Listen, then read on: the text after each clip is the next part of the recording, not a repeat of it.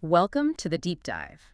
Today, we're taking a deep dive into Cuba, exploring its rich history, vibrant culture, persistent challenges, and future possibilities, all drawn directly from the stack of sources you've shared with us. That's right. Our mission is to cut through the noise, pull out the most important nuggets of knowledge from this material, and help you get a genuinely well-informed picture, quickly and thoroughly. Yeah, exactly. We've got articles, research excerpts, personal accounts, quite a lot to unpack. Let's just jump right in. Okay, let's unpack this. Starting with the basics from the introductory material, Cuba is the largest island in the Caribbean, sitting just about 90 miles south of the United States. It's a place you probably associate with tropical weather, deep history, famous cigars, and those iconic vintage cars you see everywhere. Havana, of course, is the buzzing capital and largest city. What really stands out right away in this material, though, is the surprising detail about the island's natural history. We learned about Antillean manatees, sometimes called sea cows, which used to frequent the northern coast. Right, I saw that. The sources even mention historical manatee highways. While manhunters apparently pushed them out of their original range, today hikers can still spot them, described here as quite large, some over 3 meters long. Wow. Wading lazily, showing off their wide and whiskered snouts, and munching on vegetation alongside turtles and birds. It paints a very specific, kind of gentle picture of the wildlife. A vivid image, for sure. We also learned the island is famous for the mojito cocktail and the guayabera shirt. The material describes a contrast in daily life for many Cubans. Many live relatively simple lives in what are called Haitian homes, often provided for rural doctors and nurses, while on the wealthier end there are these huge houses, nicknamed iguanas after some kind of iguana races in the capital, with beautiful interiors and gardens. And right from the beginning, the sources highlight the complexity of political views. You find mentions that some Cubans, seemingly ignoring those discontented in exile, wish for a return to a stronger past, with some even quoted as crying out, "God bless Mr. Castro." It's just a reminder that the history is far from simple or universally viewed, Absolutely. The material also clearly lays out the official political structure, stating the official ideology of the Cuban Communist Party is Marxism-Leninism. Right. According to the Constitution, the party is the organized vanguard and holds the position of the highest leading force of society and the state. And the sources list the 6 officially recognized mass organizations: Cuban Workers' Central Union, Committees for the Defense of the Revolution, Cuban Federation of Women, National Association of Small Farmers, Young Communist Union, and the National Organization for the Blind. Okay. It's made clear that the Communist Party of Cuba is the only permitted political party. Got it. Moving way back in time, let's unpack the pre-Columbian era, before Columbus's arrival in 1492. According to the sources, 2 main Native American groups inhabited the island: the Cibones and the Taínos. The Cibones were thought to be the earlier inhabitants, arriving at least 1,500 years before Columbus. They spoke an Arawakan language and migrated from South America via the Lesser Antilles. The sources describe them as hunter-gatherers, nomadic, and lacking ceramics, though they did make crude palm baskets. They primarily occupied the western part of the island. The Taínos arrived later from the east. The key difference highlighted in the material is that, unlike the nomadic Cibones, the Taínos were sedentary, with more advanced agriculture and a richer, more developed culture. Yeah, that seems to be the main distinction. Geographical, archaeological, and linguistic evidence mentioned suggest waves of migration came from places like the Tobago Islands and the lower Orinoco Valley. Right. Later, agricultural groups from the upper Orinoco Valley arrived using ocean-going dugouts. These sources note that these new arrivals could settle and stay for centuries without drastic shifts in cultural practices. Pretty stable, it seems. But here's where things take a dramatic and tragic turn with the arrival of the Spanish, as described by the sources.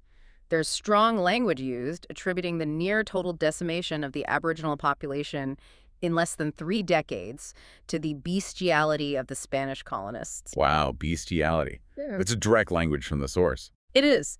The indigenous population was estimated at over 300,000 in the early years of the conquest. And the sources list the primary causes for this drastic reduction: exhausting slavery conditions, resistance efforts by the indigenous people, hunger, and infectious diseases, totally unknown in America. Yeah. It's also noted that the Cibones were already in decline when the Spanish landed. So, multiple factors. And linked to this devastating loss, The material details the growth of the African slave trade starting in the 16th century. The first enslaved Africans were introduced after slavery was abolished in Hispaniola in 1791. Right, that timing is important. With Spain then authorizing their introduction to Cuban plantations. Initially, they were brought in mainly as mining laborers to compensate for the decline of the Native Americans. While slaves were initially a small part of the population compared to Europeans, Okay. the Afro-Cuban population increased dramatically in the 19th century. That was due to high import rates and natural growth, accelerating from the second half of the 18th century and reaching a dramatic peak. The sources emphasize that the slave trade to Cuba began earlier and lasted longer than in many other countries in the Americas and Caribbean. Right. Okay, let's dive into the Spanish colonization period, picking up after those initial arrivals. The sources describe the Spanish establishing their presence soon after Columbus. In 1511, Diego Velázquez de Cuellar arrived, Velasquez, yeah. ostensibly to explore, but the material makes it clear he embarked on a campaign of conquest. He defeated Cacique Catui and established the first Spanish settlement, Baracoa, on the East Coast, before going on to found Santiago de Cuba, Havana, and other settlements. The Spanish presence became seriously effective, according to the sources, Well, largely because of the reduction in the existing population due to diseases like smallpox. right, the vulnerability. Exactly. To replace the diminishing indigenous labor force, Spaniards began importing African slaves in the early 16th century.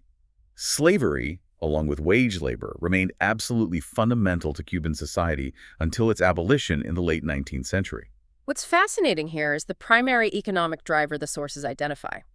Cuba's fertile land and climate were perfectly suited for sugarcane, which is called the most lucrative crop in the world at the time. Sugar, that's the key. This made Cuba the chief sugar producer in the Spanish Empire. Sugar production started relatively early in the late 1520s, and other marketable crops were also cultivated.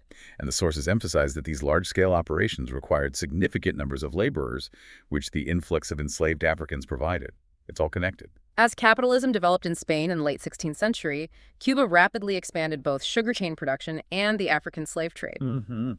Ports were created specifically to ship sugar and slaves, and as production grew, local powers on the island began to take control. The island's increasing strategic and economic importance led Spain to fortify it and establish a more serious governmental and military presence. Havana became the chief port in 1586. Okay. And the first official governor was appointed in 1592. After the Spanish Armada's defeat in 1588 and Spain's subsequent decline, other European states started attempting to invade or raid the island. So defense became critical. Absolutely. Maintaining a strong naval presence and building a system of fortifications in key locations like Havana, Santiago, and the Northern Keys became crucial for Spain. The sources also mention a significant influx of French settlers following the 1789 revolution in São Domingo, modern-day Haiti. Right, the Haitian Revolution's impact. This event disrupted a major sugar-producing island, leading to an exodus of planters, colonists, and slaves, which the sources say brought rapid growth to the Cuban economy and spurred the development of new towns like Santiago de Cuba, Havana, Matanzas, and others. And partial Spanish reforms, initiated by the governor of Santiago, also contributed to this growth around that time. So, multiple things happening. Okay, moving into the turbulent 19th century. The sources describe Cuba's struggle for independence coming into conflict with the United States, particularly after the Spanish-American War in 1898. Yeah, a really pivotal time. They mention remnants of tactics like General Weyler's reconcentrado policy, that brutal strategy of forced civilian relocation used by the Spanish. Terrific tactic, yeah. And Spanish reforms in 1897 that may have lessened support for the revolt. Interestingly, the counterinsurgent campaign led by rural Batista, presumably an earlier figure related to Fulgencio Batista, is described as paradoxically giving legitimacy to the enemy forces. Huh, that's an interesting twist. The sources also note the Revolutionary Union Party was outlawed during this period. The sources describe the revolutionaries' brief period controlling Santiago de Cuba in 1898 as politically disastrous, leading to a bloody civil war. Not a stable start. No. After Ignacio Agramonte was apparently forced out, José Martí took the lead in Camagüey province. And the U.S.-appointed governorship in Havana, starting in 1900, is characterized in the sources as a period of ill-conceived transition and bumpy reconstruction. Bumpy reconstruction, yeah. Day-to-day matters were often handled by Cuban officials who had remained from the colonial administration. Calls for caution from the Revolutionary Army commander, it seems, went unheeded. The sources paint a dramatic picture of September 1895, suggesting that the capital was braced for burning ahead of a rebel assault, but declining arms supplies led to an irrelevant turn. An irrelevant turn, okay. There's a perspective offered that Americans were initially seen as liberators, but then neglected the rebels and hastened what the sources colorfully call a sordid fate of spoiled children. Oh, strong words again. Yeah. Cuba's importance in American strategy meant it was, in the sources' words, whooped down for wheels of fate, landing on the brink of civil war on the eve of independence. Quite poetic, but grim. So let's really unpack La Lucha por la Independencia, the fight for independence, which the sources divide into two main stages. The first was the 10 Years' War, running from 1868 to 1878. Right, the first major push. This was a period where other Cuban figures stepped up. The sources point to the extension of the tobacco monopoly law in 1866 as a key trigger. Economic factors again. Fueling a rebellious spirit already simmering in what are called subterranean uprisings. The most significant of these took place on October 10, 1868, in Yara, in the Oriente region, when Carlos Manuel de Céspedes issued a cry of independence and liberties in the eastern areas where he had popular support. Okay, Céspedes. As a justice of the peace, he captured key individuals, and the sources state several of them were assassinated. So, violence right from the start. The sources call this the longest war by duration, but also, perhaps paradoxically, the least effective in terms of achieving full independence. Right, a long slog without the final goal. Despite this, the idea of independence gains significant momentum. Besides Céspedes, often called the father of the homeland, other patriots like Vicente Garcia, Manuel de Quesada, José Maceo, and José Martí led forces. They achieved military triumphs and organized a provisional government, So some success. including an army, 2 ministries, and a public treasury. However, the sources suggest that the existence of this revolutionary government was abhorred by almost all inhabitants, which they identify as a key reason for Céspedes' fall and the eventual collapse of this initial insurrection. So internal divisions played a big role. But critically, the idea of radical independence took deep root during this decade of conflict. That seed was planted. Then the second stage was the Cuban War of Independence from 1895 to 1898, waged against Spain by a new generation of Cuban elites and those angered by the colonial regime. That 1868 war is cited as the crucial first attempt that paved the way. Landowners in eastern Cuba initiated this uprising, liberating their slaves and forming an army and revolutionary government. A significant step, liberating slaves. Absolutely. The sources highlight how traditional Criollo ideals evolved into a powerful nationalist agenda calling for a broad-based insurgency that united competing social classes. This transition is seen as positive for Cuba, laying groundwork for national unity around concepts like industrialization, citizenship, public education, and land ownership power. Sounds like a more unified front. For Cuba, yes. But for Spain? The sources conclude this was an impossible situation to manage. This war evolved into a low-intensity conflict primarily fought in the Cuban interior. The Spanish colonial army resorted to controversial tactics like the reconcentration of rural populations into fortified towns. That brutal policy again. A policy the sources describe as brutally imposed. Ultimately, the sources argue, the war ended mainly due to external factors, the inconvenience of American investments and expansionism for the Spanish Empire. So, U.S. interests tipping the scales. The defeat of the Spanish fleet in Manila Bay during the broader Spanish-American War catalyzed what the sources call the coup de grace at Santiago de Cuba. The War of 1895, led by figures like Antonio Maceo and José Martí alongside other veterans, is noted as potentially serving as a pretext for American intervention. What's particularly striking in the sources is how they describe the strategic lead-up to direct U.S. involvement. They suggest the war against Spain needed a proper pretext to convert the local conflict into a project for the reorganization of the Caribbean. A proper pretext sounds quite calculated. The destruction of the USS Maine battleship off Cuba's east coast certainly provided a powerful catalyst for American intervention. The Maine, yeah, a huge flashpoint. The sources also add that a letter leaked to the press from the American ambassador in Madrid, which was seen as mocking the president and the war effort, helped galvanize American public opinion in favor of intervention. Interesting how these different elements combined. While the war was fought primarily by the American army, the sources note that Cuban troops played a prominent role in its preparation. Okay, so Cuban involvement was still significant. Yes. The final battles near Santiago de Cuba, at El Caney and San Juan Hill, are described with vivid language, involving a bizarre scrum with old Cuban patriots, rough American cowboys, and elite officers, resulting in enormous fires in Havana and Santiago. A bizarre scrum. Quite a description. A peace treaty was signed between the U.S. and Spain in Paris on December 10, 1898.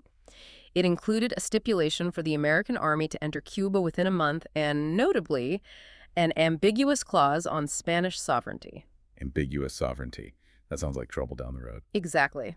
This period, as presented in the sources, underscores the complex interplay between Cuba's struggle for independence and the significant involvement of foreign powers. Let's unpack the U.S. intervention period more, looking at the source's description of the distribution of power. One source uses the phrase, return to its native population in 1840, which is, well, an unusual way to put it. Yeah, that phrasing is odd. It likely refers to some shift in demographics or control dynamics over time, long before actual independence. Right.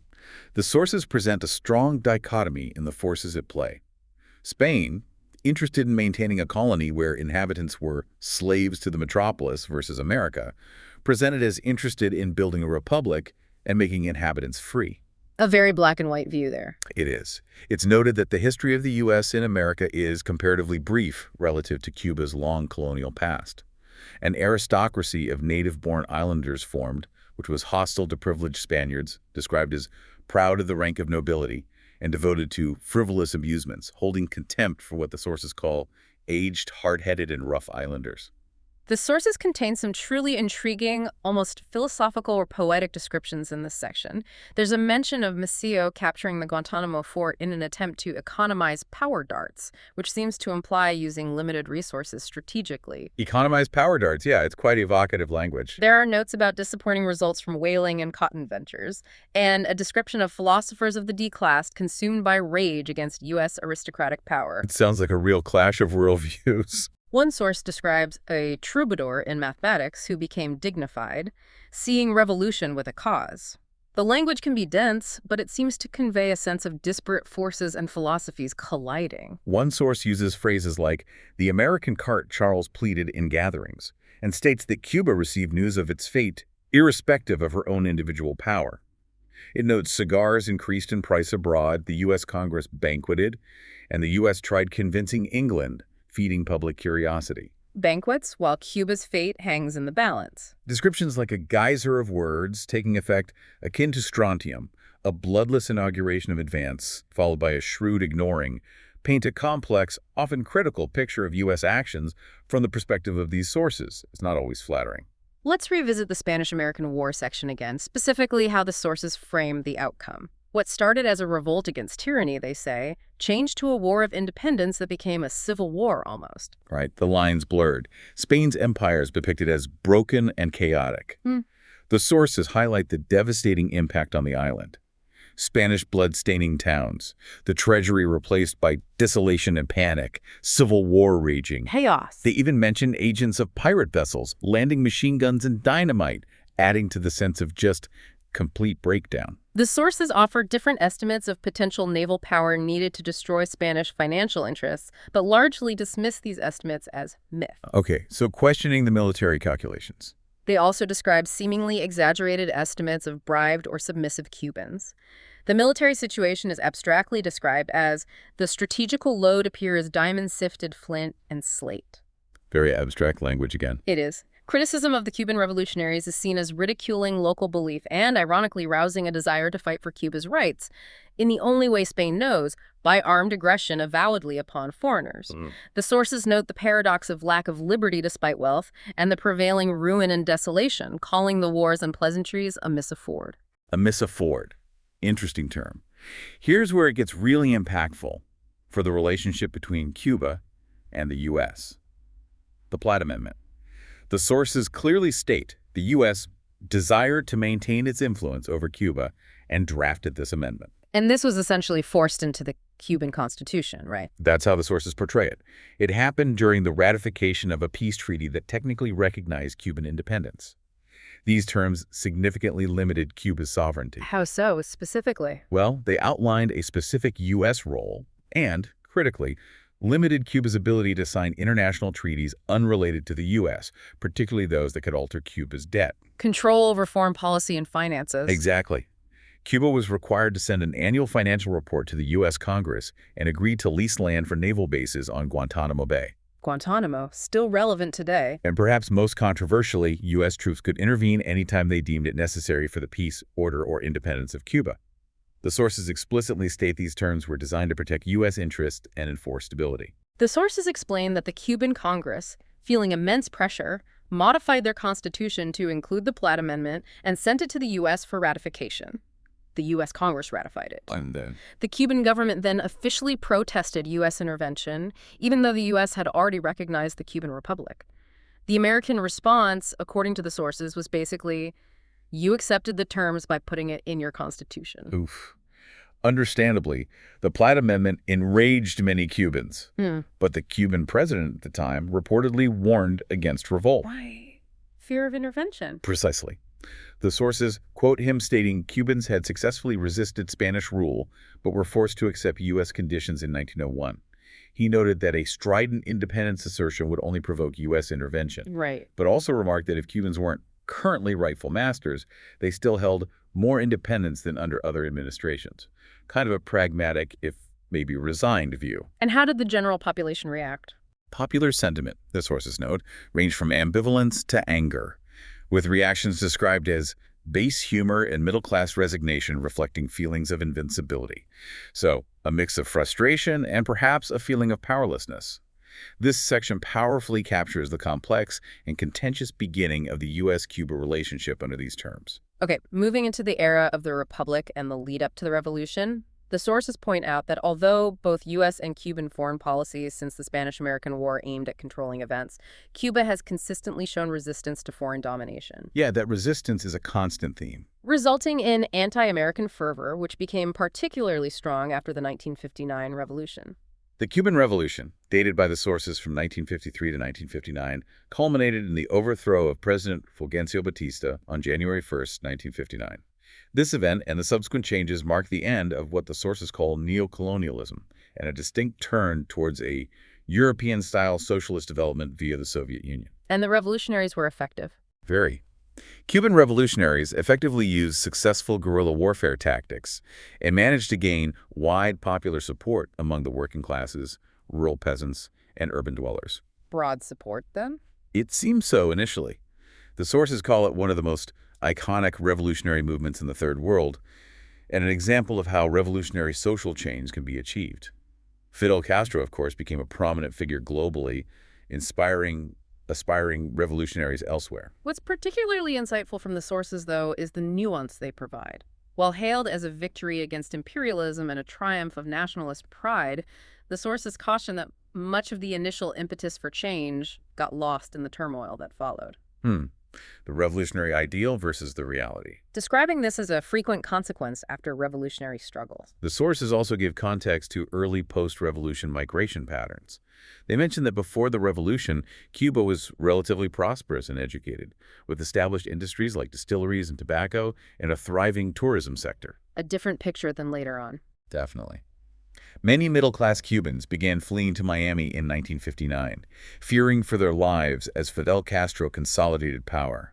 Castro's shift towards radical leftism in the early 1960s accelerated this exodus, pushing even more upper and middle-class Cubans to Miami and forming the significant Cuban-American community in exile. But this swoop of support doesn't mean everyone left or that there wasn't opposition within Cuba. No, exactly. The sources state that the state security agency and police quickly eliminated much of the opposition, which involved arbitrary detentions, imprisonments, deaths, and torture of dissidents. Strong words about repression. Yes. Resistance did persist, though the sources note it was often recruited from populations in poverty, which prevented Castro from having a single, easily controlled dominant group in the 1960s. Let's unpack the political instability characteristic of the Republic period leading up to the revolution, as described in the sources. They paint a picture of practically no long period of political stability, Constant turmoil. marked by constant mobilizations, attacks, and revolutions. This instability is largely attributed by the sources to the dishonesty that successive governments exhibited. A lack of trust in leadership. The demand from the population was for a just government, but the sources note that those who presented themselves as saviors had to count on the approval of the United States. Ah, that U.S. influence factor again. This dynamic, they argue, resulted in a deep rejection of the political oligarchy. People were fed up. A striking characteristic of this period, according to sources, was the scarce difference between political parties. They all acted similarly, starting with promises of strength and change. So, not much real choice. Apparently not. The reason given is that they were not groups with a firm ideology, but rather had programs built around immediate objectives. Their importance, then, was less about distinct platforms and more about their influence on other parties and movements. The sources also note that other key politicians were not always part of these traditional parties. What about the economy during this Republic period? Well, according to the sources, it always remained below its possibilities. Sugar was the main engine, crucial for growth for about 25 years, but later faced difficulties associated with monoculture. The dangers of relying on one crop. Exactly. While other crops were planted, economic relations with the U.S. significantly conditioned their development. When Cuba attempted agricultural diversification and industrial development, it was often limited by U.S. interests. Again, that external influence. Despite these impediments, Cuba did become one of the fastest-growing Ibero-American countries for a time. But the 1929 economic crisis is seen as marking a period of national decline, leading to various attempts at change, ultimately culminating in the revolution. Okay, let's look closer at the rise of Fidel Castro and overthrow of Batista. The sources provide some specific details here. They note that as late as early 1959, foreign plantation owners still controlled a significant amount of fertile land. Still, even that late. Yeah. In 1953, the Batista government was apparently warned that Arab revolutions could potentially have similar outcomes in Cuba. The army, meanwhile, brutally repressed student protests, according to the sources. A volatile atmosphere. In this turbulent environment, the sources suggest officers were bribed for a coup attempt aimed at restoring the legitimacy of the 1940 election. A curious mixture of past leaders rose against what's called political criminality. A curious mixture, okay. One source states that a new president, presumably referring to Batista after a previous power grab, or maybe a figure during the lead-up to his final fall, received international support for the anti-Batista campaign. Ultimately, Batista gave up power and fled. 2 days later, Castro published a document outlining his principles for the revolution. To avoid arrest earlier, Castro had fled to Mexico. Wait, Mexico? Where the sources note he obtained a boat and funds from the Mexican government. The boat was the Grama, described rather colorfully as an old yacht with a disreputable crew. Disreputable crew. Cuba's armed forces, the sources indicate, were ill-prepared to deal with the rebels operating in the Oriente Hills. Peasant dissatisfaction provided a source of recruits for the rebels. So, support from the countryside was key. Yes, they allied with student organizations in Santiago and published a newspaper called Sierra Maestra. Their strategy, according to the sources, was a snowballing of the insurgency, just building momentum. What's particularly insightful about Castro's strategy, as described in the sources, is how he succeeded in gaining support from middle-class individuals, businessmen, and bourgeois professionals. How did he manage that? With promises of dramatic social and agrarian reforms. He also effectively made Cuba's status as a dependency of the United States a central issue and, the sources state, exaggerated espionage and saboteur threats to rally support. Playing on nationalism and fear. Seems like it. Castro's initial actions in Havana, according to the sources, included addressing crowds of barbers, bootblacks, and cab drivers in the Plaza de la Revolucion, where he reportedly promised a Cuban historian would soon discharge his debt, perhaps implying the history would soon be written in their favor. Symbolic gestures. The sources also provide some background on Fulgencio Batista. Born in the countryside to Canarian immigrants, he joined the army at 16. Unlike many of his peers who pursued academic degrees, Batista is described as a machine operator. Humble beginnings. By 1934, Colonel Fulgencio Batista had gained significant control over 10% of the army, occupying key areas thanks to his considerable strength. The overthrow of Gerardo Machado, likely referring to the Gerardo Machado government, cultivated a violent regime, which the sources say was ironically called a new democracy. New democracy, right. While there were attempts to overthrow Batista from France, he initiated what the sources describe as a moderate liberalization of political life in Cuba in January 1938. This included freeing military prisoners and making his policies more public. Trying to ease tensions, maybe? Perhaps. He sought to pacify local strongmen or cardelistas, including Castro's father, presenting himself as a strongman. However, the sources add a critical note, saying only that it wasn't his Republiquia, suggesting it was less about a true republic and more about his personal rule. Oh, yeah. Liberation Army movements were born during this period, and the sources mention events like the surrender of Merced, the University of Havana, urban struggles, and threats of a general strike. They contrast this with the approach taken by the political right, which chose a peaceful, vehement approach, a path the sources pointedly state Castro never had. Interesting contrast. Okay, moving into post-revolutionary Cuba. The sources describe the Cuban Revolution, which they date from 1956-1959 in one section, as resulting in the complete overthrow of the Cuban social, political, and economic order. Cuba transitioned into a socialist state, or what critics refer to as a totalitarian state. A fundamental shift. Absolutely. The new government eliminated or significantly changed the structures inherited from what the sources call neocolonialism, American imperialism, and oligarchic capitalism. Yeah? It broke decisively with the private capitalist economy and severed the strong influence of the United States, Cutting those ties. establishing a powerful state to direct the nation's socialist accumulation through nationalized enterprises. Within this state, sectoral ministries and a technocratic civil service working with the official labor union, directed planning, investment, and management. So a very centralized system. The sources note that the revolutionaries faced the challenge of developing these new state institutions and filling them with personnel, often drawing from the bureaucratic military elite inherited from the pre-revolutionary regime. Using the old structures in some ways. It seems so. Control, they suggest, was achieved through a combination of effective military force and the ideological commitment of a proportion of the populace. Legitimacy was derived from the victory of the revolution, its radicalization, and the ideological commitment of sectors within the civil service, labor unions, and the newly empowered Communist Party. While the revolution certainly spurred nation-building, the sources emphasize that the post-1959 government didn't start with a blank slate.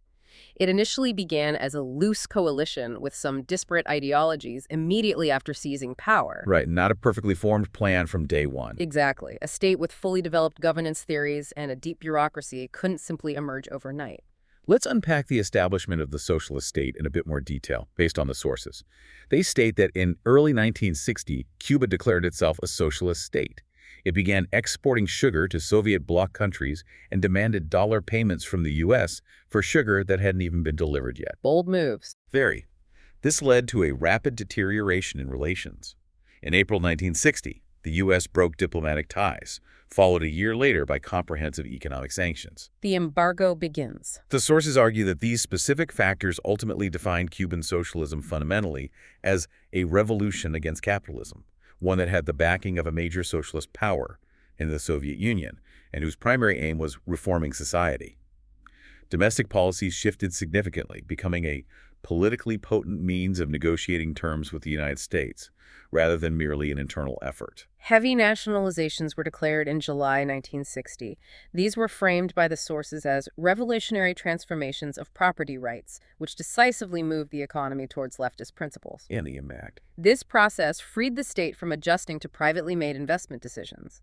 For example, getting rid of foreign ownership in sugar estates allowed the state to implement its own irreversible plans for rationalizing production. Taking control of the key industry. Taking control of sugar mill management allowed the state to oversee agriculture comprehensively.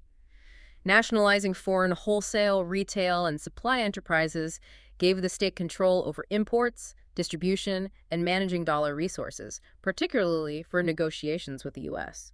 What's particularly interesting from the sources analysis is the adoption of the Soviet economic model. They suggest that understanding the pitfalls of the Soviet economy was hindered at the time by its perceived success in World War II and the intense Cold War climate. Right, the context mattered. Even Trotskyists, they note, saw heroic grandeur in the Soviet fight against fascism. Cuban leadership, the sources argue, was only marginally involved in theoretical debates about economic models. And Cuba was very different from Russia. Vastly different. A small island nation versus a vast, unequal continental power. Russia's historical underdevelopment, the sources suggest, stemmed from an imperialist lack of capitalist relations, whereas Cuba's was presented as an egregious example of dependencia-style underdevelopment, meaning its economy was structured around serving external interests. Yet they adopted the model anyway. Despite these differences, the sources state, Cuba's revolutionary government assumed the Russian model of development. Now let's turn to a major global flashpoint that put Cuba at the very center of the Cold War: the Cuban Missile Crisis. The sources call October 1962 perhaps the most acute moment of the Cold War. Absolutely terrifying moment in history. It began when U.S. intelligence, using aerial photos, confirmed the presence of Soviet ballistic missiles in Cuba capable of striking targets in the United States within minutes. The sources note that detailed examinations of the crisis exist from U.S., Soviet, and Cuban perspectives. Each country, they point out, perceived the others as bearing particular responsibility for creating the crisis. Blame going all around. Resolution, the sources argue, came only when the leaders involved, Kennedy, Khrushchev, and Castro, made assessments, forecasts, and decisions of differing significance and congruence concerning the behavior of the other parties. The sources pose an interesting question. Why did their actions and perceptions differ so widely? The sources offer glimpses into these different perspectives.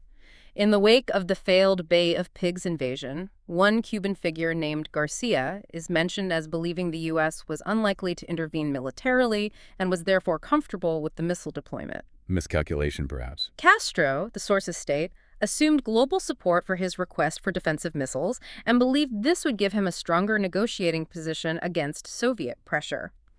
However, his expectations about Soviet behavior did not materialize, and he reportedly favored placing the missiles in specific, appropriate areas. The sources even mention he sharply reprimanded the government leaders for failing to fully understand Soviet steps. By contrast, the U.S. administration, upon learning of the deployment, proceeded in a manner the sources describe as controversially.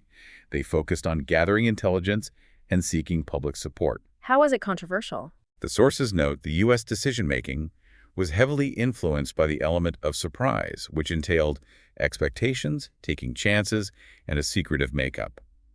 The discovery of the missile sites certainly caused anxiety and doubt among the U.S. public. Understandably.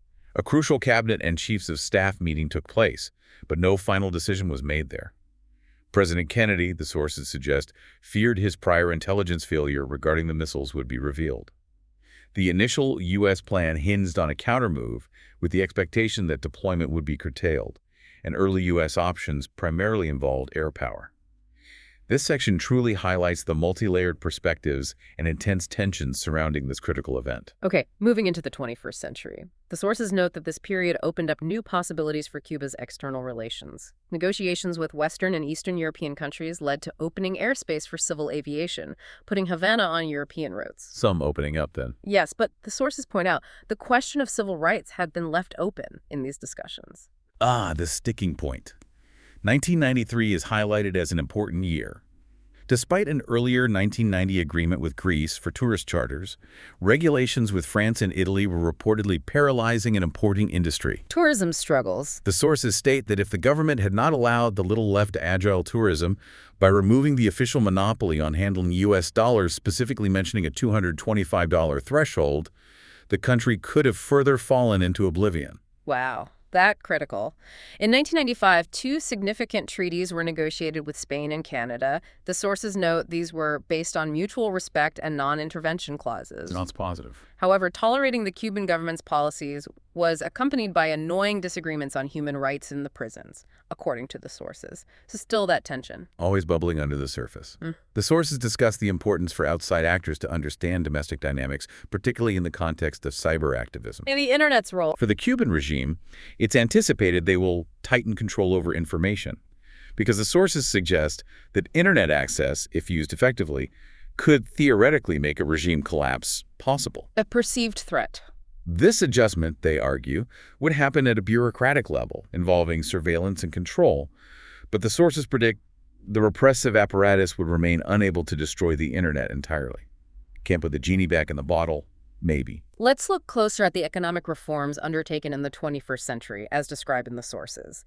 Growth did resume in 1994, driven by different patterns of international trade integration, but the sources cautioned this growth was not matched by structural change within the economy. So surface-level growth. Possibly. Yeah. Official statistics showed GDP and consumption recovering 1990 levels by 2004, but the sources warned that interpreting the 2004 figures is problematic due to a new valuation method introduced in 2003, making it unlikely that GDP and total consumption ever recovered their peak level from the late 1980s. Statistical nuances. Policymakers did launch what are described as limited liberalization and decentralization efforts. The main macroeconomic goals were to reorient the structure of trade and reduce the fiscal deficit, primarily by cutting subsidies to state-owned enterprises and non-essential goods. Trying to balance the books. Restructuring the export-oriented sector did lead to a major structural change. Key actions included adopting an open-door policy for foreign capital, creating joint ventures, and legalizing the possession of foreign currency. Constitutional changes were also made, eliminating the state monopoly over foreign trade and recognizing non-state property rights. Those sound like significant steps. They do, but what's fascinating here is the source's overall assessment. They describe many of these measures as half-hearted. They note that domestic consumption markets did not develop significantly, and production and exchange relations changed little, resulting in weaker linkages within the economy. So reforms didn't go deep enough. That's the implication. Nonetheless, they conclude that these limited market-oriented reforms were crucial in allowing Cuba to navigate the most challenging periods of the special period, that severe economic crisis after the collapse of the USSR, and return to a path of growth. However, the economic situation worsened again around 2008. The sources note that two major restructures had already occurred immediately after the USSR collapsed, with GDP plummeting by a massive 35% between 1989 and 1993, marking the beginning of the special period. A huge shock to the system. Gross investment fell to a historical low. Growth did resume in 1995, partially due to new foreign investments in nickel and tourism, which, despite being a small share of the economy, helped prevent a complete collapse like that of the USSR. So foreign investment was a lifeline. Growth rates continued until 1998, but stability was then shattered by falling tourism revenues and rising oil prices. GDP collapsed again between 1999 and 2002 before growth resumed once more. This paints a picture of a volatile and fragile economic recovery over many years based on these sources. Now let's unpack the complexities of diplomatic relations with the U.S. in recent years, as described in the sources. They note that renewed official contact in October 2015 led to the reestablishment of full diplomatic relations under the Obama administration. Obama thought, yeah. This period saw visits by high-ranking U.S. secretaries of state. However, this thaw, according to the sources, came to a screeching halt very abruptly on January 20, 2017, with the inauguration of President Donald Trump. The complete reversal. Trump, they state, pushed back against the pro-engagement policies and reinstated travel bans and other restrictions. The sources explain that Trump's approach was coordinated via the National Security Council, led primarily by National Security Advisor John Bolton, Okay. whose view that engagement should be linked with profound regime change favored by the personalities in Miami, ultimately prevailed. The sources note that a focus on regime change had been the general U.S. approach from Eisenhower through Obama, with the Carter and Obama administrations identified as epochal exceptions. What's particularly insightful here is the source's explanation for the strong opposition within the U.S. to normalization. They cite strong opposition in Congress and among the public to outreach, stemming partly from worries about asset profits if a new regime in Cuba were to nationalize foreign assets again. Economic concerns driving policy. Earlier in Obama's term, the sources add, fears expressed by Cuban-American politicians led him to scale back travel arrangements, mostly limiting them to city-to-city flights initially. Republican control of Congress in the mid-2000s also led to significant pressure to halt or reverse reconciliation efforts regarding exports, tourism investments, and other areas. The sources provide specific details about the efforts to oppose normalization. For example, on April 24, 2018, 32 legislators reportedly wrote to Secretary Tillerson urging Cuba be placed back on the terrorism list, citing concerns about money launderers and drug traffickers threatening the U.S. Using security concerns. Spanish-American politicians in Miami, specifically naming Senators Diaz-Balart Coe and Rubio, along with media and religious figures, condemned normalized relations, fearing a flood of Cuban immigration. Immigration's yours too. In September 2018, doubts were reportedly raised about the profitability of McDonald's in Cuba, And on October 30th, 2018, the Hudson Institute held a conference specifically to gauge if Cuba was worth the American money. This section really highlights the granular level of political maneuvering and opposition described in the sources. Okay, let's shift gears now to explore the vibrant cultural landscape of Cuba as described in the sources. Locals claim their culture is unique, distinct even from its colonial origins. That sense of uniqueness is strong. The sources describe it as an eclectic blend, drawing heavily from Spanish and African roots, with an emphasis on a natural perspective towards the sea and the success of Catholicism. This blend, combined with an adaptation to historical hardships, is said to create a unique identity, Right. one that is nonetheless very much tied to the larger Caribbean and Latin American cultures. So unique but connected. This uniqueness, the sources note, is visible daily in acts, rituals, festivals, and traditions. Cultural expression is seen as interrelating land and life, forming a canvas of beliefs, values, and rights. Land and life, nice phrase. The sources divide this into two main components: fine arts and popular arts. Fine arts are described as the most developed, specialized works of the high culture. These often reflect the dominant European influence, but even this diversity, the sources suggest, achieves a distinctive national hue.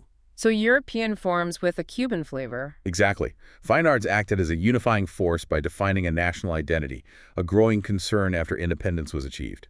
The sources note that from the revolutionary fervor emerged a politically committed intelligentsia who used visual art to promote the nation. Art as a political tool. Art became a focal point for reassessing history, symbols, and identities that had previously been, in the sources' words, sugar-coated and single. Artists actively explored new imagery at this pivotal juncture. Popular arts, on the other hand, express culture through mass participation and representation. The sources mention that these were often disdained as low culture for much of the 20th century, but were later embraced. The classic high-low culture debate. Importantly, they're seen as reflecting true Cuban sensibilities, amalgamating diverse aesthetics and emphasizing a joyful, cerebral, and festive interaction of art with everyday life. I like that description. The sources stress that these popular arts survived and thrived regardless of inconsistent national conditions. Examples range from mixed-race carnival dancers of colonial Havana to the ballets and rock concerts of the contemporary stage, with each generation reinterpreting this art with what the sources call amalgamation and vigorous creativity unique to the island. Let's dive into the rich sensory experience of Cuba that the sources describe, particularly regarding its music and arts. One author contrasts experiencing Cuba vicariously through words or others' experiences versus when you are physically present with your feet planted on foreign soil and your senses fully awake in sight, sound, taste, and smell. Getting beyond the text. By day, the sources describe the simple beauty of the sun rising, shadows receding, colors emerging, the land awakening, and people seeing who they are and what surrounds them. For smell, the sources highlight the sweet aroma of sugarcane, particularly from central Cuba. Sugar again? Specifically the Cañaveral de la Romana, which is called the sweetest because sugar produced wealth. It's where one source makes a fascinating contrast.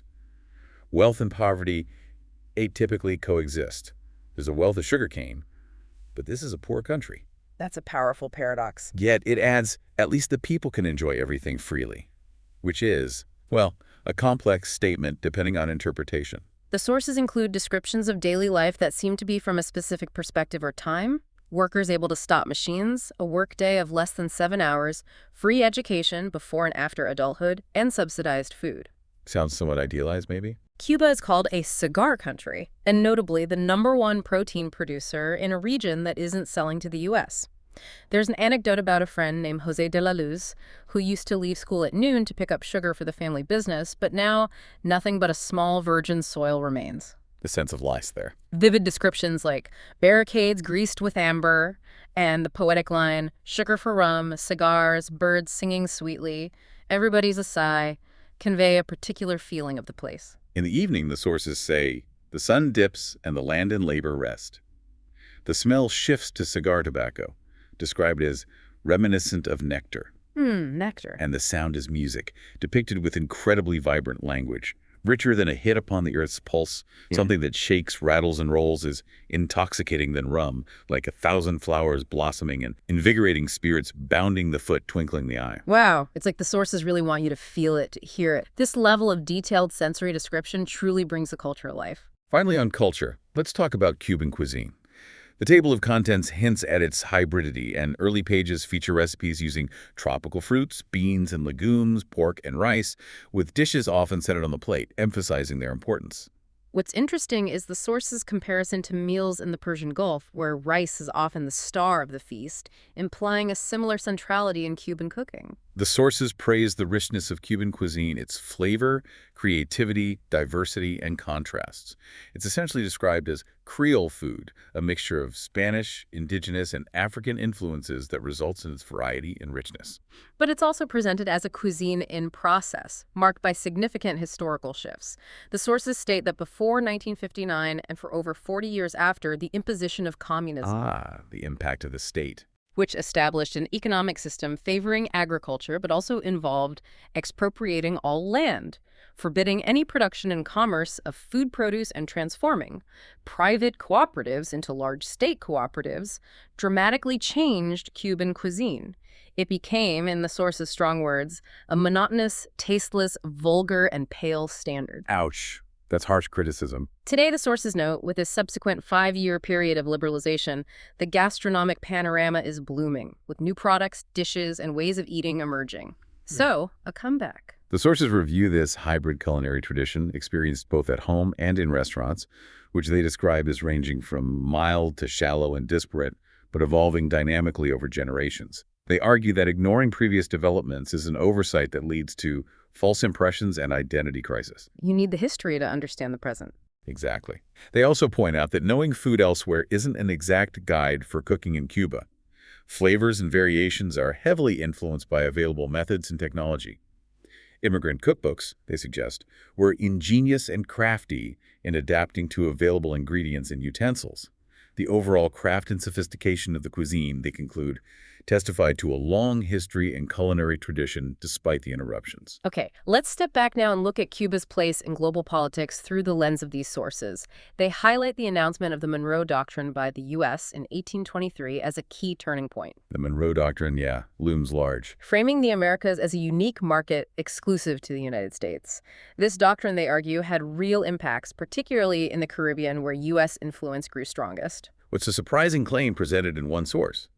It states that in the struggle against Spanish colonialism, Castro became the best friend of the United States by shielding Cuba from the Spaniards. Wait, Castro, best friend of the U.S. That sounds completely counter to everything else. I know, it's a really counterintuitive claim attributed directly to that specific source's perspective. We have to report it, but it definitely stands out. Okay. The sources note that the Cuban terrain favored ambushes, helping wear down better armed Spanish adversaries. They suggest that U.S. assistance could have significantly helped the insurgents, but U.S. policy, they say, equivocated as Cubans continued to die by the thousands. Equivocated. A lack of decisive support, then. The year 1898, the sources mark, began with a U.S. naval demonstration off Havana, escalated to direct engagement after the USS Maine explosion, and culminated in a 10-week victory for the U.S. Great war. But after the triumphalism, they state, a turning point of American political history unfolded amid the peace negotiations over Cuba's fate. The U.S. acquired new territories as a result of the war, but Cuba's fate caused passionate quarrels within the U.S., with the outcome described as confounding and impossible to explain. Internal U.S. conflict over Cuba. A leading American Democrat who supported Cuban independence introduced a bill in 1901 regarding the treaty ratification, seeking to establish a U.S. special role via 4 amendments. These were conceived, according to the sources, as a co-optive approach aimed at uniting Cuban nationalism under U.S. influence, rather than actively resisting what one source calls this bloody intervention. Trying to manage Cuban nationalism, basically. That seems to be the interpretation. The sources also discuss broader international relations, particularly concerning support for revolutionary movements from this perspective. The withdrawal of U.S. troops after General Tomás Estrada Palma's victory is seen by some in the sources as part of infighting between the anti-imperialistic forces, for whom Palma's victory was as abominable as earlier colonialism. Other countries, the sources say, voted for Cuba's entry as a republic within the framework of what they term American neocolonialism. So independence, but under U.S. influence. That's the framing. In a second period, the sources state Washington could not tolerate the Cuban Revolution, led by Castro. There was a violent struggle against it using all means available. After Eisenhower became president in 1958, the sources note, U.S. policy explicitly shifted to force and violence against the Cuban revolutionary movement. A clear policy shift. On January 1st, 1959, Castro came to power after Batista fled, and Castro became temporary president on January 16th. The sources note that the U.S. seemed surprised by this, having had no consultation before January 1st. Caught off guard. And specialists considered postponing negotiations with Castro until July a mistake. The sources mention U.S. plans from this time included proposing a Pan-American highway and arranging a mission for Castro to visit the U.S. Castro visiting the U.S. early on. Perhaps, they speculate, along with apologies for the behavior of the American press. Eisenhower sent Castro a telegram with a huge list of complaints. Castro apparently wrote 2 notes for Eisenhower's potential visit. In response, the sources state, Eisenhower developed a plan to dispose of Castro by almost all means. Wow. Dispose of Castro. That's stark. Castro's reaction, according to the sources, included nationalization of U.S.-owned refineries and companies. By the summer of 1962, they claim modern technology disappeared and media was limited to 5 newspapers and 60 radio stations. Tightening control internally. On October 22, the installation of a Soviet station in Cuba, the sources say, imposed action, directly referencing the lead-up to the missile crisis once again. Looking at international relations more broadly from the source's perspective towards the end of the 19th century, Cuba had a population of 1.5 million, its economy heavily dependent on sugar, employing half the labor force. Sugar, again, driving everything. Wealth was concentrated in few hands, described as monocrop blocks, and almost half the population lived in poverty. The independence struggle involved violent conflicts. Dissatisfaction spilled over to the U.S., sparking sympathy and support, leading the U.S. to declare war on Spain in 1898. However, the Platt Amendment in 1901, as we discussed, severely limited Cuban sovereignty, including giving the U.S. the right to review Cuban legislation and occupy Guantanamo Bay. Right, that crucial limitation. Cuban opposition eventually led to a compromise acceptance, resulting in conditional independence on May 20, 1902.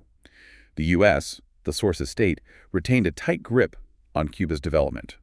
Despite this, the sources note the country experienced a peaceful and developing era for a time, and U.S. influence strengthened. A period of relative calm, but still under U.S. watch. One source then makes a jump, stating, by the late 49th century, which is clearly a typo, likely meaning late 19th or early 20th century, Cuba became a victim of its economic boom. Victim of a boom? How so? Shaken by discontent, crime, corruption, and political violence. The sources claim the Cuban bourgeoisie even requested U.S. intervention, Asking for U.S. help. One source states that on September 29, 1958, Cuba became a pretext for U.S. initiative, and U.S. naval forces landed at Guantanamo Bay. The military coup by Batista's regime on March 10, 1952, is described as being replicated later in the island, where corruption climaxed and terrorism became the system of governance. Things really deteriorating before Castro. The sources state that the government of U.S. intervention guided the dissolution of the Cuban army until April 30, 1959, when, they claim, the Castro-led revolution took over Cuba and defeated the U.S.-installed government. It's worth noting this date differs slightly from the January 1, 1959 date given earlier for Batista's actual overthrow. Right. A slight discrepancy there. But we're presenting the information as found in the sources. Let's talk about the Cuban diaspora, according to the sources. Until the 1860s, the flow of people leaving soldiers, those fleeing Spanish persecution, was minimal. New York is described as a safeguard for them. And why as an early refuge. But their inability to organize reportedly led to a homogeneous Hispanic landscape. The major exception noted was Jose Marti and his entourage of well-to-do gringo expatriates who were instrumental in organizing the 1895 insurrection and had been agents in NY for 10 years prior. Their presence there is described as transitory. Marty in New York, yeah. After 1898, the sources state the best organized and wealthiest contingent were soldiers from the Cuban Army during the Spanish-American War, who were apparently quarreling with adventurers. Post-war shifts. The period from 1898 onward marked great and abrupt change, described as a final break with the decadent Hispanic world of an imperial past, looking instead toward a future of opportunities in America. For laborers, cigar workers, former slaves, and domestics who settled in New York, life meant new opportunities. Domestics working in upper and middle-class homes were reportedly the first relatively prosperous group sending money back home. Remittances even back then. Initial flows were laborers and cigar workers starting in the 1870s, whose experiences shape understandings of migration, with cigar workers entering on the momentum of the war. The Schism of 1868, referring to the start of the 10 Years' War, caused a significant exodus, multiplying the number of Cubans in New York from around 3,000 in 1867 to over 25,000 by 1873. Wow, a huge increase. This exodus, the sources note, was the first of many large-scale waves to the U.S. The period of this Great War, 1868 to 1878, saw the development of a larger and more complex Cuban community in New York than many later settlements there. Okay, looking at post-revolution migration patterns, the sources analyze the waves of migration connected to the revolution itself, mention something called the Brezhnev Doctrine without elaboration, and point to border openings, like the one in July 1980. Muriel Boatlift era, perhaps? They note the formation of Cuban communities in the U.S., Mexico, various European socialist countries, including the German Democratic Republic, GDR. The Socialist Revolution, the sources state, profoundly transformed the island, which had been controlled by U.S. economic interests. A major consequence was the deep political relationship with the Soviet Union, which became Cuba's primary advisor, making Cuba a focal point in U.S.-USSR relations. Right, the Cold War context. The ramifications for migration were felt immediately. From 1959-60 and again in 1963-64, Cuban refugees began arriving in the U.S., initially a trickle, then a steady stream. The beginning of the major waves. By the mid-1980s, the sources estimate that about 1 million people of Cuban origin lived in the U.S., with the vast majority there. A sizable community also resided in Mexico. Communities formed in European socialist nations like the USSR, GDR, Czechoslovakia, Hungary, Poland, and Bulgaria, as well as Panama, Spain, Suriname, and smaller groups in Canada, Britain, and Venezuela by 1980. A truly global diaspora. The sources note that nearly half of all Cubans of Caribbean island ethnicities settled in the U.S. Most global Cuban communities, they suggest, were linked to and dependent on the South Florida diaspora, Miami's central role, which is described as a conspicuous nexus to the island, with its elaborate Cuban exiles industries founded in Florida. Migration outside the U.S. is seen as accentuated by the sheer proximity of the U.S., described as an enormous geographic, economic, political, cultural, and psychological unit. Finally, let's consider the impact on Cuban identity, according to the sources. They state that the construction of the national discourse in Cuba heavily emphasizes war and insurrection as fundamental to the nation's foundation and identity formation. Identity forged in struggle. Radical nationalism, particularly associated with José Martí, is presented as a key guide to modern Cuban history, premised on the idea of an impossibility of a nation without its wars, uprisings, and revolutions. The sources argue that the Cuban nation was constructed in the 19th century based on a complicity of the local elites with the metropolitan ones, referring to Spain. Independence from Spain was necessary, but the resulting conditions differed from what had been imagined. Reality versus expectations. Different elites, they suggest, constructed national narratives based on different paradigms, and no one paradigm took over completely. There wasn't one single story. The revolution, the sources state, not only transformed the horizon of social expectations, but also represented an assault on the past, particularly on previous ways of constructing the national narrative. Rewriting history, in a sense. The political elite interpreted the population's support to justify collective action under the new system. This radical nationalism was elaborated by elites during the independence wars and given cohesion by Martí. It was based on historical determinism, the idea that the nation was a body with a past, present, and future. A destined path. The past was seen as a floor of negative facts. Specifically, the disappointment and hardship of 300 years of Spanish rule made independence both desirable and justifiable. This nationalism, the sources say, was crystallized by Martí during the final independence wars. Cuba, in this view, was constructed as a nation in these last wars and was conceived as a historical body politic molded in and by war and insurrection. That really highlights how deeply the concept of struggle is woven into the source's understanding of Cuban national identity. Okay, let's look at where Cuba stood as of 2016, based on the source's discussion of current challenges. Cuba is described as being at a crossroads, facing significant challenges that threatened its future as an independent nation with a socialist system. A critical juncture.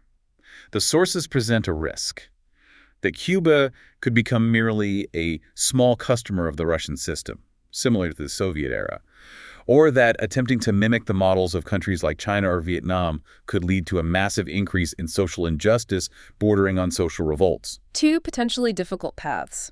The great question posed by the sources is whether Cuba will have the opportunity to develop a robust civil society, a varied economy, and a political and economic system where all Cubans will profit or benefit. A fundamental question about the future. They call this a historic crossroads, emphasizing that the ongoing processes are complex but essential, and their effects will extend beyond the island itself. The sources state that Cubans have a duty to continue the cycle of building a socialist society without giving up any of their key and hard-won principles, systems, policies, achievements, or attitudes. Maintaining the revolutionary principles. They also suggest that in the context of globalization, with growing influence from countries like India, China, and Brazil, Cuba offers a completely different vision of the world, which will have significant consequences for the future of its citizens. Based on that 2016 context, the sources identify the main problems facing Cuba as the nearly 50-year-long U.S. embargo, the external financial situation, the need to sustain the ongoing reforms, and the challenge of management of smooth leadership transitions. A confluence of major challenges. Let's break down the details of the economic sanctions mentioned. The U.S. embargo, the sources explain, is primarily based on the Foreign Assistance Act of 1961, Right. which imposed a full embargo with restrictions on trading, financing, and travel, and the Cuban Democracy Act of 1992, which prohibited remittances and financial transfers and enforced restrictions on foreign companies and banks doing business with Cuba. The sources explicitly state that this embargo has imposed serious financial as well as political and social costs on Cuba. Scholars, the sources note, have extensively examined the impact of this decades-long embargo.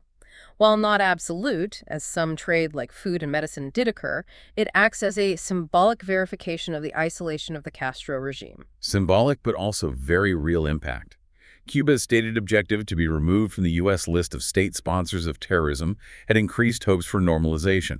But the sources noted in 2016 that few things have been implemented as U.S. law prohibits this, and executive discretion does not change it. Legal hurdles in the U.S. The sources mention specific events like the 2013 letter from U.S. Congress members urging a multilateral approach focused on human rights until Cuba removed obstacles to democracy. Linking human rights to normalization. They also note the 2015 Paris Club Agreement, where 14 states agreed to reschedule $9.85 billion of Cuba's debt. Debt relief efforts. The sources include details from U.S. government audits by the GAO of USAID democracy assistance programs in Cuba between 2006 and 2013.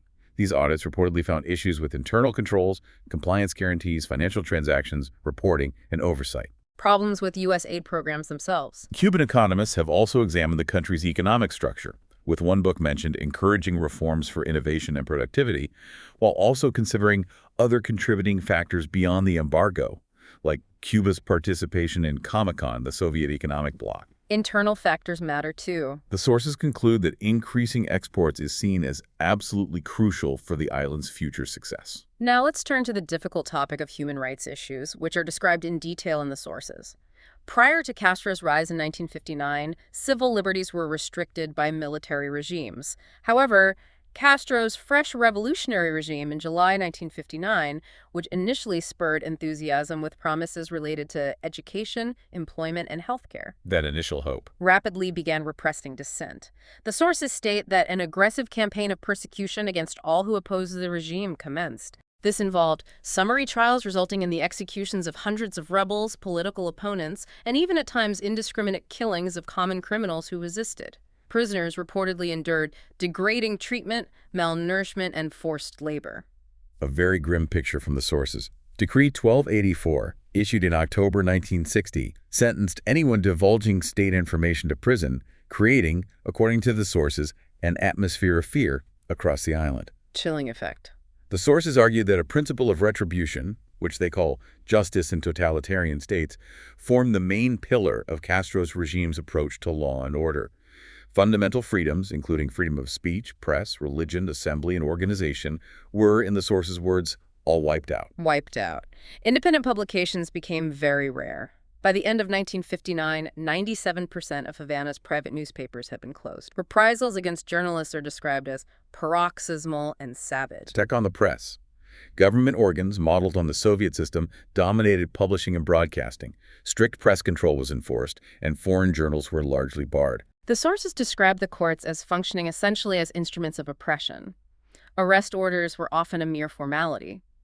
Trials regarding conspiracy, they claim, were little more than a preliminary juco-serious dialogue, that strange phrase again, suggesting a mock-serious conversation. Not real justice, then.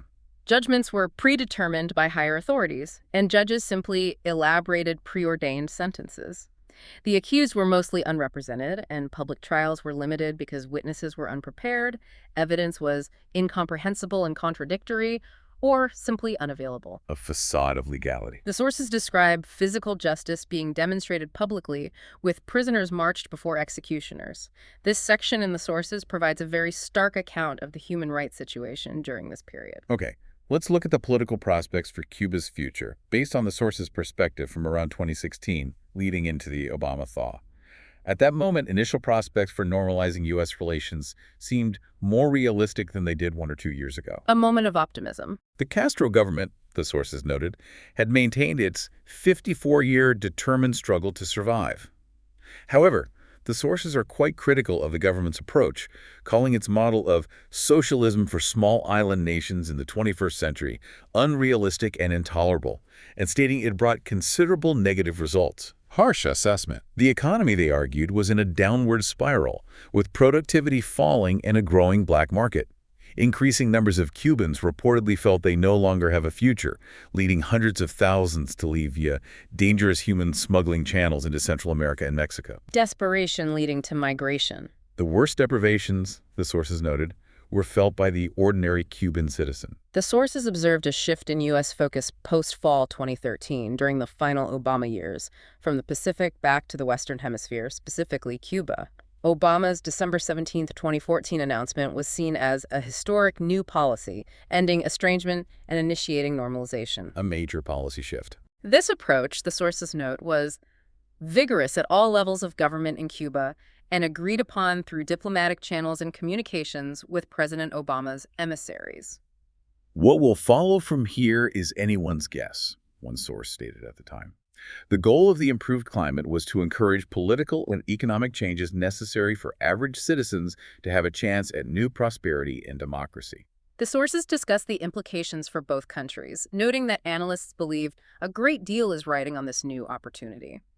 Cubans were described as eager to embrace American culture and consumerism. That pent-up demand. One source makes a comparison, suggesting that the government's attempts at blame and repression, like those of Castro's era, failed to suppress movements similar to Islamic movements or the resurgence of the Catholic Church in the Middle East, citing uprisings among urban common people and upper middle classes in Egypt and Tunisia as parallels. Interesting comparison.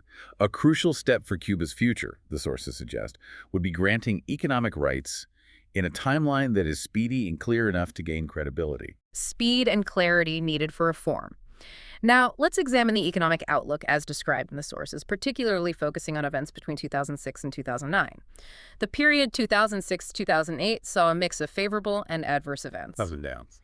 2007, for instance, saw increases in agricultural and commodity prices leading to export growth, stabilizing the economy, reducing inflation, and showing positive growth. However, 2008 brought the global financial crisis. Right, the global crash hit everywhere. Oil prices doubled to $140 a barrel, and natural disasters caused an estimated $10 billion in losses on the island, creating severe constraints on hard currency. The forecast for 2009 was grim, an external trade deficit of over 18% of GDP. Huge deficit. With imports and payments to foreign businessmen projected to exceed exports, tourism receipts, and other transactions by $5.6 billion. About $1.9 billion was needed just to cover remaining payments to the parent club countries, although rescheduling was expected there. Outstanding unilateral debts were estimated at several $billion. Deep in debt. The sources mention a relatively low request for $300 million, representing 10% of official debt from loans by public agencies, like EU development aid. Projected rescheduling could potentially add hard currency to national reserves. Despite these ongoing difficulties, the sources note that Cuba did receive significant financial support from various sources. However, markets remained reluctant to invest, despite potential improvements in conditions and laws for foreign investment. Investor confidence still low. The sources conclude that these issues form a synergistic web where all problems are interconnected. Unless they are all targeted simultaneously, Cuba would struggle to pay for imports, and, as a consequence, an economic crisis should explode. A precarious situation. In closing this deep dive, let's consider Cuba's position in the modern world through the unique lens of the source's conclusion. They state that oil and sugar significantly influence Caribbean economies and politics, drawing a comparison to how the Metal Age rules the mineral resources of the earth. Powerful commodities. The Panama Canal route, which they know Cuba has historically impacted and will continue to, creates global interest for the island, which is described as capable of sudden eruption into history and sudden descent into obscurity. Boom and bust cycles, maybe. The sources touch on persistent beliefs about gold buried in Havana and treasure ships coming ashore bearing plunder of Mexico and of Peru. In the mountains near Santiago, cities of Catalonia are described as isles of caves and caverns where the gold is piled like grains of sand. Myths and legends endure. There's even an anecdote from Columbus's time. When shown a gold bracelet, an old cacique and his men reportedly exclaimed, "There is gold and plenty in the province of Cuba," that lure of treasure. Cuba is described with powerful, sometimes enigmatic language. It's portrayed as fallen upon far faster than it had been founded, seen by some as a paradise or satire, by others as a snare or trap. Contradictory views. It charms and entices and pleases when afloat, but also monotonously opes like 12 p.m. and floats along upon butcheries and blubber everywhere. Striking, perhaps critical, imagery. Very strange phrasing. Butcheries and blubber. Yeah, that's Yeah, intense. yeah. Questions are posed within the sources, like why don't property owners develop their land? The response given is they whistle for the whales, noting the English pays well. In London, you never see an aubergine. A phrase perhaps suggesting a focus on traditional, profitable exports over local development or internal markets. Whistling for whales. Metaphorical, I assume. There's talk of sanguine elements being listless for lack of air. Seeing a bird or ship cuckoo prompts the thought, go break the egg. And when hosannas swell and beasts in revolt like howler monkeys come from the hills, robes slip away, bandits are half-hearted, and a piratical admiral wants but a cup of gold to act for him. It's incredibly rich imagery, almost poetic, but definitely enigmatic. It leaves you with a sense of Cuba's enduring complexity and mystique as presented in these sources. Wow, that was quite a journey through centuries of Cuban history, culture, politics, and challenges, all drawn directly from the sources you shared. It really was. We've touched on everything from ancient wildlife and unique descriptions of homes to the wars for independence, the central role of the sugar economy, the complex and contentious relationship with the U.S. Right. The revolution and its profound aftermath, the incredibly vibrant culture described in vivid sensory terms, specific migration patterns of the diaspora, and the significant economic and human rights challenges detailed in the material. You certainly gave us a lot to unpack, and hopefully this deep dive has provided you with a shortcut to being well informed on these topics from the perspective presented in these sources. So reflecting on all this history, the persistent struggles for independence and sovereignty, the dramatic shifts in global alliances, and the ongoing challenges coupled with cultural resilience depicted in this material. Here's a final thought for you to consider. Okay. Given Cuba's complex history of external influence and internal transformation, what aspects of its unique identity do you think are most likely to endure, regardless of the specific political and economic path the island takes in the future? Something to chew on. Definitely something to think about. Thanks for letting us take this deep dive into your sources.